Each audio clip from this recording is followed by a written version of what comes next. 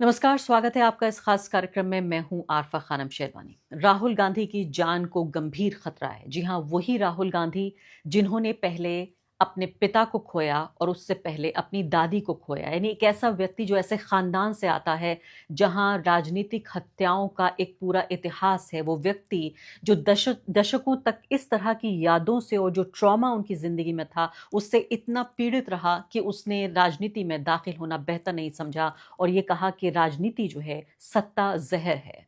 उस व्यक्ति के लिए जिस तरह से धड़ल्ले से आज जो हिंदुत्ववादी संगठन हैं वो जिस तरह से धमकियां दे रहे हैं और गाली गलौज का इस्तेमाल कर रहे हैं, दिन दहाड़े ये कह रहे हैं कि गोली मार देंगे, न सिर्फ के राहुल गांधी को बल्कि उन 25 कांग्रेस के सांसदों को भी जो तथाकथित रूप से जो लोकसभा के स्पीकर ओम बिरला जी हैं उनके साथ उन्होंने तथाकथित रूप से बदतमीजी की है या बुरा बर्ताव किया है। आप ये सोचिए कि देश में ऐसा माहौल है आज कि ये जो ताकतें हैं बहुत ही हिंसक और नफरतवादी और हिंदुत्व के नाम पर, हिंदू धर्म के नाम पर जो ये सियासत करना चाहती हैं, न सिर्फ कि वो ताकतें जो इलेक्शन लड़ती हैं बल्कि वो ताकतें जो हमारे समाज का एक हिस्सा हैं, वो धड़ल्ले से वीडियो पर इन धमकियों को जारी कर रही हैं। अभी फिलहाल किसी तरह से ले देकर एक व्यक्ति को कोटा से गिरफ्तार किया गया है। लेकिन इस कार्यक्रम में खबर सिर्फ ये नहीं है कि राहुल गांधी को किस तरह की धमकी आई है। खबर यह है कि राहुल गांधी को धमकी क्यों मिल रही है और राहुल गांधी किसकी राह में रोड़ा है। सबसे पहले मैं चाहती हूं कि ये वीडियो आप देखिए। जय महाकाल, जय ओम जी बिरला, जय नरेंद्र मोदी। जिस प्रकार से भारत की संसद में कांग्रेस के 25 सांसदों ने घुटकर और श्रीमान लोकसभा अध्यक्ष ओम जी बिरला से जो गाली गलौज करी है, उसकी हम सभी भारतीय जनता पार्टी के कार्यकर्ता, करनी सेना के कार्यकर्ताओं में काफी रोष भी आते हैं। दोबारा ऐसी घटना हुई, उन सांसदों के घर में घुस के हम तोड़फोड़ करेंगे। और मुझे लगता है कि राहुल गांधी का आदेश पर यह घटना हुई है।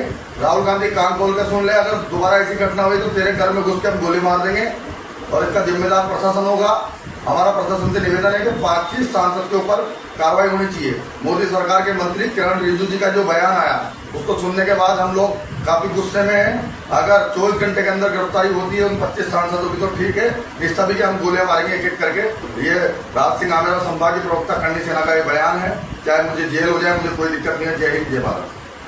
ये वीडियो मैंने आपको इसलिए नहीं दिखाया कि ये वीडियो और ज्यादा लोगों तक पहुंच जाए और करनी सेना के इन गुंडों का, इन बदमाशों का, इन एंटी सोशल एलिमेंट्स का की जो रीच है वो और लोगों तक पहुंच जाए और संदेश ज्यादा बढ़ जाए। मैंने आपको इसलिए ये दिखाया, ये बताने के लिए, उदाहरण के तौर पर कि देखिए हमारे देश में हालत ये हो गई है कि एक व्यक्ति, सिर्फ एक व्यक्ति ऐसा है जो आज संविधान की रक्षा के लिए, आपके अधिकारों की रक्षा के लिए, हमारे लोकतंत्र की रक्षा के लिए आगे खड़ा हुआ है। वो व्यक्ति जिसकी पूरे परिवार ने एक राजनीतिक हिंसा का एक बदतरीन दौर देखा है। मैंने आपको बताया कि राहुल गांधी लंबे समय तक राजनीति में नहीं आना चाहते थे, प्रियंका गांधी लंबे समय तक राजनीति में नहीं आना चाहती थी, सोनिया गांधी ने लगभग राजनीति छोड़ दी थी। अब जबकि वो राजनीति में हैं तो पूरे तरीके से जो भाजपा और आरएसएस और ये पूरा जो भगवा परिवार है उसके लिए सबसे बड़ी थ्रेट राहुल गांधी बने हुए हैं।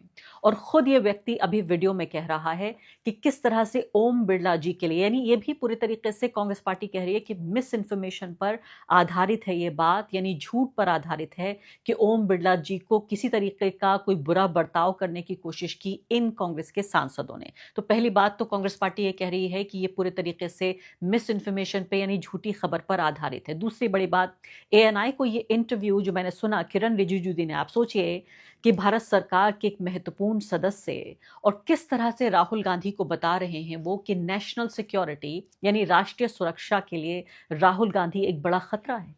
इस तरह के यानी इतनी आज़ादी से और इतने हल्के तौर पर ये जो लीडर ऑफ अपोजिशन है, विपक्ष के नेता जो हैं सबसे बड़े, उनके लिए इतने हल्के तौर पर इतनी गंभीर बातें ये कह रहे हैं। ये वीडियो मैं आपको नहीं दिखा सकती क्योंकि ये कॉपीराइटेड है, लेकिन आपको कम से कम बिंदु तो बता सकती हूँ जो राहुल गांधी के बारे में ये कह रहे हैं।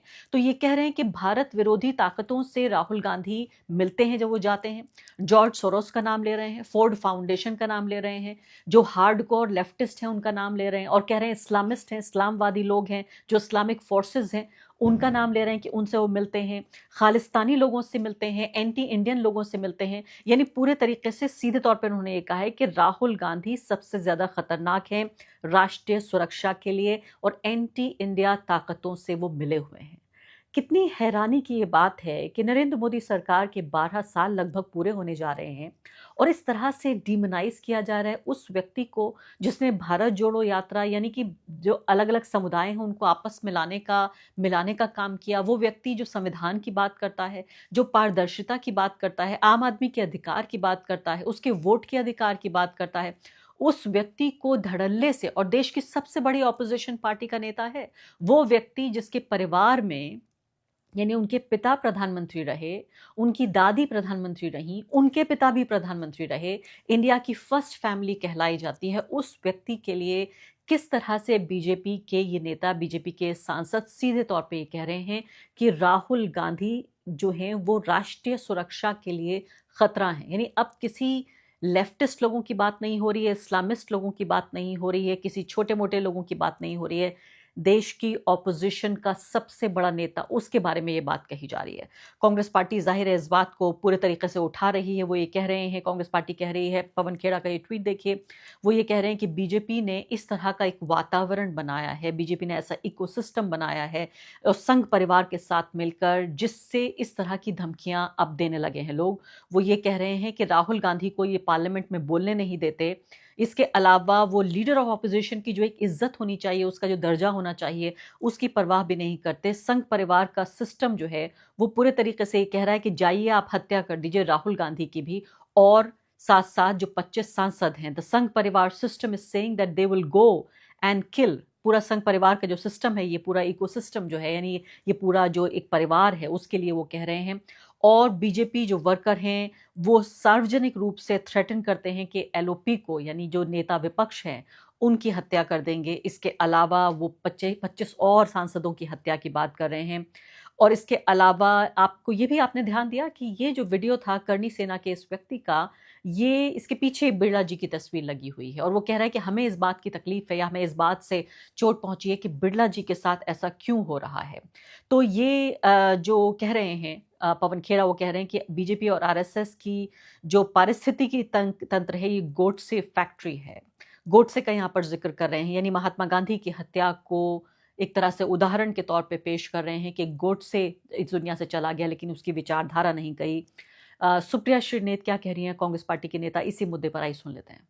इस बारे में मैं सिर्फ इतना कहना चाहूंगी कि ये मुद्दा वीडियो डिलीशन का नहीं है, ये मुद्दा एक नफरती सोच का है, ये मुद्दा हिंसा का है, ये मुद्दा उस बात का, उस विचारधारा का है जिसने महात्मा गांधी की इस देश में हत्या की थी। एक आदमी बेखौफ होकर बैठा है, ऊपर नरेंद्र मोदी और ओम बिरला जी की तस्वीर लगाकर, और वो नेता प्रतिपक्ष को और 25 और सांसदों को गोली मारने की धमकी देता है। उसके खिलाफ कोई एफआईआर नहीं हुई है, उसकी कोई गिरफ्तारी अभी तक नहीं हुई है। मैं पूछना चाहती हूं ओम बिरला जी से, ये लफंगा जो अपने आप को करनी सेना का बता रहा है, ये अपने आप को आपका समर्थक बताता है, आपको इस वीडियो पर कोई आपत्ति नहीं है। इस सरकार के गृह मंत्री क्या कर रहे हैं? खुलेआम सांसदों को, नेता प्रतिपक्ष को गोली से मार देने की धमकी एक सिरफिरा लफंगा बैठकर दे रहा है, और सुई टपक सन्नाटा है सत्ता में। सत्ता की चुप्पी पर सवाल उठना चाहिए। और मैं आज जानना चाहती हूं, आप में से कुछ मेन स्ट्रीम मीडिया के साथी यहां बैठे हैं, कितने शोज आज होंगे, कितने डिबेट्स आज होंगे इस भाषा पर, सरकार की चुप्पी पर, सरकार की कोई कार्रवाई ना करने पर। और मैं एक बात और कहूंगी, ये बातें कहां से शुरू होती हैं? जब इस देश का संसदीय कार्य मंत्री एक इंटरव्यू में बैठकर अनाप शनाप बकता है, जब वो राहुल गांधी को इस देश के लिए खतरा बताता है, जब नरेंद्र मोदी अनर्गल बातें करते हैं, तब ऐसे सिरफिरों की हिम्मत होती है कि वो लोकतांत्रिक ढंग से चुने हुए सांसदों की हत्या करने की बात करें। और आगे बढ़ने से पहले एक अदना सी गुजारिश कि आप मेंबर बनिए मेरे चैनल का आरफा खानम शेरवानी। अगर आप मेंबर बनते हैं, आपके समर्थन से आप मेरा हाथ मजबूत करेंगे, इतना मजबूत कि मैं सत्ता का कॉलर पकड़ के सवाल पूछ सकूंगी और जो हमारे समुदाय में हाशिए के जो तबके हैं उनकी आवाज उठा सकूंगी। आप यकीन जानिए, आपका एक छोटा सा सहयोग मेरे लिए इतना बड़ा होगा जिसके लिए आप अंदाजा भी नहीं लगा सकते। तो सीधे तौर पे कांग्रेस पार्टी ये कह रही है कि किरण रिजिजू सार्वजनिक रूप से झूठ बोल रहे हैं, देश को गुमराह कर रहे हैं और कांग्रेस सांसदों ने लोकसभा में ओम बिरला का अपमान किया, ऐसा कभी नहीं हुआ। ये कांग्रेस पार्टी का कहना है। ये दावा उपलब्ध वीडियो फुटेज से पूरी तरीके से झूठा साबित होता है कि ऐसा कोई अपमान नहीं हुआ। स्पीकर बातचीत के दौरान मुस्कुराते नजर आ रहे हैं, ऐसा पवन खेड़ा कह रहे हैं। और इसके बाद उन्होंने कहा, हर मंच पर एक जैसी बात दोहरानी शुरू कर दी। राहुल गांधी भारत की राष्ट्रीय सुरक्षा के लिए बड़ा खतरा है और यही वो कहने की कोशिश कर रहे हैं कि विपक्ष को बदनाम किया जा रहा है। उस हद तक के लोग अपने हाथ में हथियार उठाने को तैयार हैं। खासकर राहुल गांधी के खिलाफ जो हिंसा है उसको वैध ठहराने के लिए जानबूझकर ये मुहिम चलाई जा रही है। मुझे लगता है कि ये एक ऐसा खतरनाक पल है जिसमें हम सबको सोचने की ये जरूरत है कि भारत एक ऐसा देश है जिसमें राजनीतिक मतभेद जरूर रहे हैं, लेकिन अभी तक पूरा 75-80 साल का इतिहास अगर हम देखें, जब से भारत में चुनाव होने शुरू हुए हैं, तो अंग्रेजी में जिसे कहते हैं पीसफुल ट्रांसफर ऑफ पावर, यानी कि शांतिपूर्ण तरीके से सत्ता का हस्तांतरण, सत्ता की तबादली होती रही है। कभी हमारे यहाँ पॉलिटिकल वायलेंस का वो दौर नहीं हुआ कि अगर ऑपोजिशन चुनाव हार गया तो वो जो है वो वायलेंस करने लगा, या अगर जो सत्ता में पार्टी है अगर वो ज्यादा वोटों से जीत गई तो वो क्रश करने की जरूर, अब हम देख रहे हैं पिछले 10-12 साल से कि ऑपोजिशन को दबाने की कोशिश हो रही है। लेकिन हमारा एक बहुत ही गौरवपूर्ण, एक ग्लोरियस इतिहास रहा है कि हम एक बहुत स्टेबल डेमोक्रेसी हैं, हम एक स्थिर लोकतंत्र हैं जहां शांतिपूर्ण तरीके से सत्ता का स्थानांतरण होता रहा है। तो अब क्यों आखिर इस तरह से जो पूरा डिस्कोर्स है, जो राष्ट्रीय विमर्श है, उसको इतने निचले स्तर पर क्यों लाया जा रहा है कि हम बाकायदा जो लीडर ऑफ अपोजिशन है उनके लिए, उनको राष्ट्रीय सुरक्षा के लिए खतरा बताएं धड़ल्ले से एक टीवी इंटरव्यू में, और जो सपोर्ट नेटवर्क है वो पूरे तरीके से हरकत में आ रहा है और दिन दहाड़े कह रहा है कि गोली मार देंगे। क्या इस तरह के देश में आप जीना चाहते हैं? क्या इस तरह की बातें आप बर्दाश्त करना चाहते हैं? एक अरेस्ट जरूर हुआ है, लेकिन मुझे नहीं लगता कि इस अरेस्ट से ये जो तमाम जो ये एंटी सोशल एलिमेंट्स हैं इनके हौसले पस्त होंगे। तो मैं वही कहना चाहती हूँ कि ये जिम्मेदारी विपक्ष की भी है, सत्ता पक्ष की भी है, लेकिन साथ साथ भारत के आम नागरिक की भी है, जो सीधे तौर पे कहे कि हमें ये बात बर्दाश्त नहीं है कि घर में इस तरह का जो हमारा माहौल हमारे पूरे समाज में और पूरी राजनीति में हो रहा है, इस तरह का माहौल पनपने की और उसको बढ़ावा देने की इजाजत बिल्कुल नहीं होनी चाहिए।